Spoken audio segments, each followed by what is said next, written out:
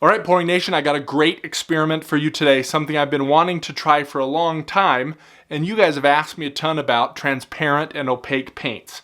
What happens when you mix transparent and opaque paints? We're going to do an experiment today. Now, there are tons of color combinations we could do to make this happen. So today, we're going to choose 2 opaque paints, and this is my sea green from Blick, bright aqua green from Blick. This is titanium white from Blick. Both are opaque. This is ultramarine blue from Artist Loft. This is burnt sienna, not umber, that would be way darker. Burnt sienna from Artist Loft, and both of these are transparent. Now there's a million ways I can do this test. Today, all we're gonna do, ring pour on all 4 of these. This one we're gonna do the 2 transparent colors with 1 opaque color, that one. And then the 2 transparent colors with this opaque color, same thing, 2 opaque colors with 1 transparent color, 2 opaque colors with 1 transparent color, and then this one's going to be a mix of all of them. We're going to do a ring pour on all these, and then we're going to see what we see on how layering the opaque and transparent paints affect the ring pours. Now again, I'll have to do a couple of these experiments to really get a good idea of when to layer opaque and transparent and how to do that, but this is step number 1. I've also done a video, which I will link in the description here and down below, about choosing the right colors so you don't get mud. Now part of that is layering your colors in a way that you keep colors that are opposite on the color wheel from each other, because these 2 colors are going to make a dull color. Actually, this is probably better. So red and green is going to make a dull brown or a dull gray. We don't want that. You know, it makes this type of color. So when you're layering paints, generally I tell you to layer paints that are similar to each other, or to have a blocker like a white or a black in between to keep them from mixing much. In this case, it's a little different. We're going to do the opaque and transparent and see how those affect each other. So I'm going to prepare all of these, and then we're going to do all the pours, and then I'll come back and we'll talk about it. Also, really quickly, these are 6x6 tiles. That's 36 square inches, which means I need 1.5 ounces of paint to cover that. 36 divided by 25 is 1.2 or so. We're going to use 2 ounces of paint in each of these, and then the rest of the paint in this one, so we get good coverage, and we'll probably pour off a little more than normal, but that's okay for this experiment.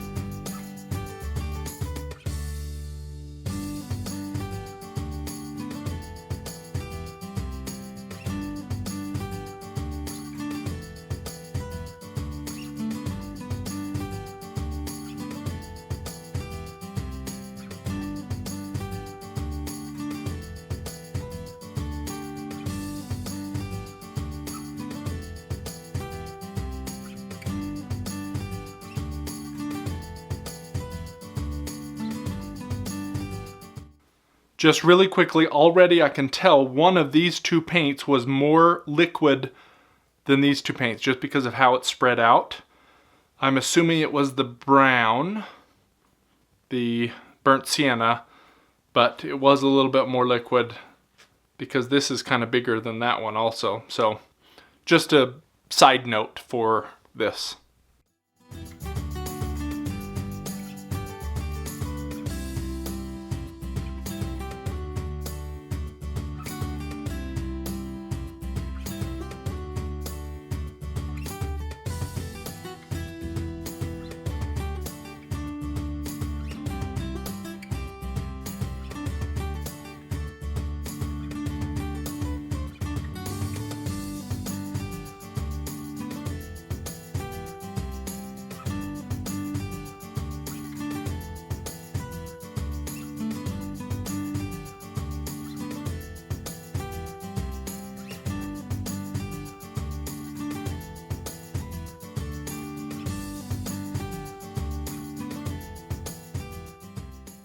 All right, before we review what I think about transparency and opacity, if this type of content is what you're looking for, please paint that like button so it goes out to other acrylic pour artists that are looking for this type of experimentation.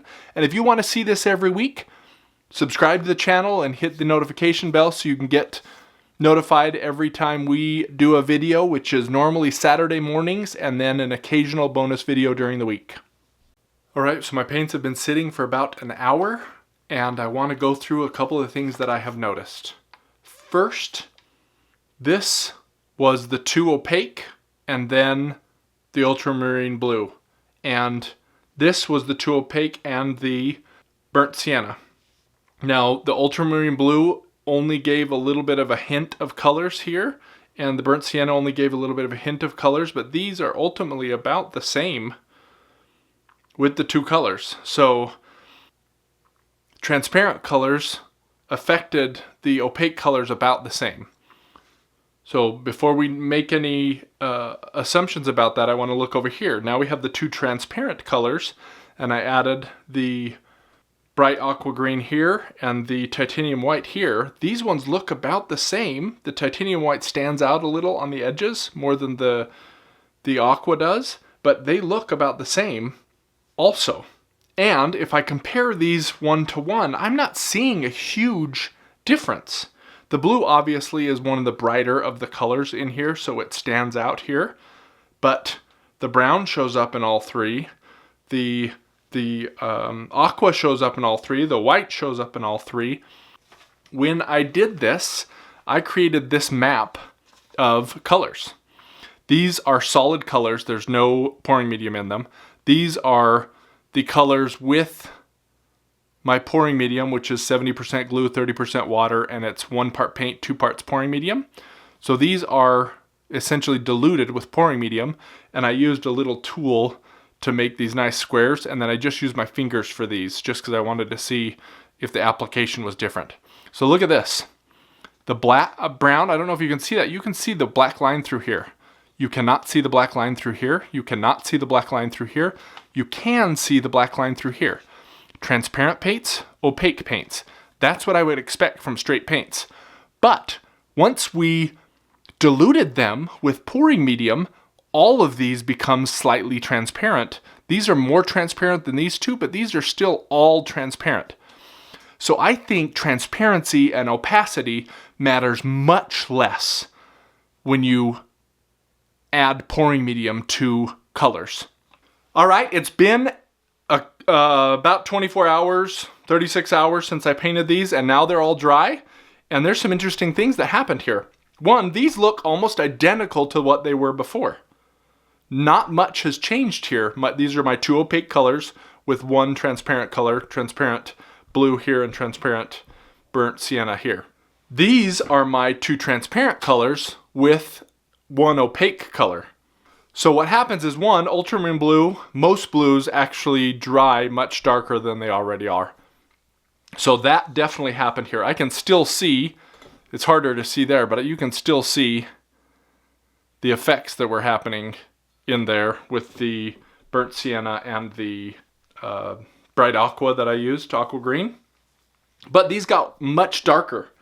And one of the reasons why these got darker is as you layer more and more transparent colors over each other, you are going to start to get gray or brown from those colors, a darker color. And I want to show you that with some transparencies that I got.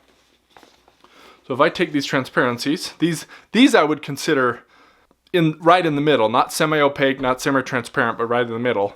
But if I put them all down here, look how much darker this color is that has all of those other colors between it. And how much lighter it is, for example, right here, how much lighter it is. Or right here, how much lighter it is with the purple underneath. So what happens is the more colors you stack, the darker they're going to be, especially the transparent colors. If you stack opaque colors, so here's an opaque color and I stack this opaque color, it doesn't get any darker. It just becomes this opaque color. This got no darker. But when I stack transparent colors, that's not the case. It starts to get darker the more stacks that you have. And that's one of the reasons why this darkened way up. This didn't darken as much because I have some white kind of hiding underneath.